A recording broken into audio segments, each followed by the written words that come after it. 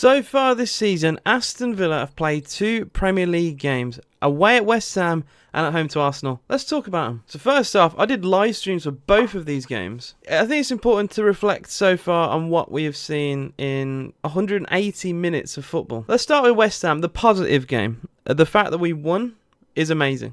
Even if you ignore everything else, 3 points on the opening day is the best you can hope for. The performance, though, was also amazing. We missed several chances. Bailey hitting the post is a big one. And I know West Ham fans will say Souček missed a sitter right at the end of the game. But I think it would be fair to say Villa deserved to get all 3 points at the London Stadium. Arsenal, we did not get 3 points. We didn't even get a point. Villa lost 2-0. And we sat there thinking at the end of the game how on earth we actually managed to lose that game with the chances we created. What are some similarities between the two games? I think one of the biggest ones, at least for me, is Ollie Watkins. We've seen so far, Ollie's had no pre-season, and he played 60 minutes against West Ham and was fairly flat. John Duran, with the half an hour he had against West Ham, he was brilliant. He was brilliant, and he got the winning goal, even if he took his goal away. The interchange in midfield, the runs he was making, he nearly scored as well before his goal.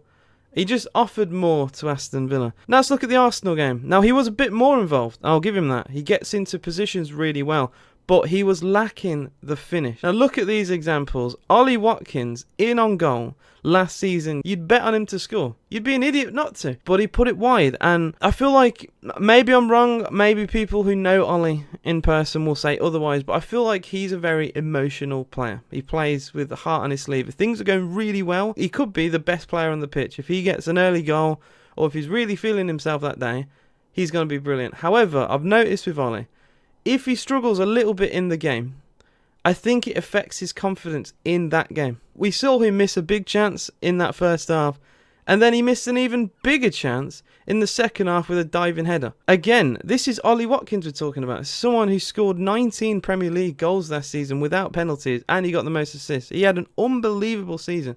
How did he go from that to missing 2 of the easiest chances he's probably going to get in his career? I could not believe at the end of that game that we lost that 2-0. The fact we didn't score baffled me. Now the question for today, as you can see in the video, is Ollie Watkins struggling? Now some people on Twitter have thought Ollie Watkins has maybe only had a purple patch last season, and we're starting to see the real Ollie Watkins come out. I think it's a bit unfair. My take on this is that Ollie Watkins has slowly improved as a player. In the several years he's been a professional footballer, you know, he played in non-league, played for Exeter City, Brentford, and now at Villa, I think he's slowly getting better. And last year, he had his best season of his career. He didn't have a pre-season. He was with England and probably deserved more time. He even scored a wonderful goal in the semi-final for England to get us into the final, and still wasn't given the start he probably did deserve. My take is that he's just a little bit rusty. I feel like his fitness still needs to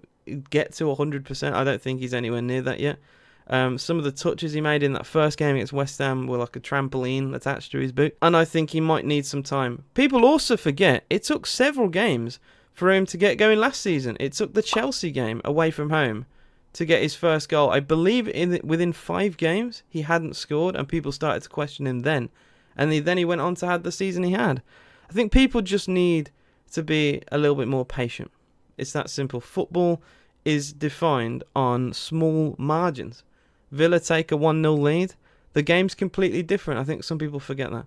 As Villa fans, just need to calm down, give Ollie his time, and he will get Villa going again. I absolutely believe that. Let me know what you guys think in the comments. I will be going live for Aston Villa for most of the season on YouTube and TikTok. You can catch me there. I do random videos on that platform as well. Maybe give me a follow.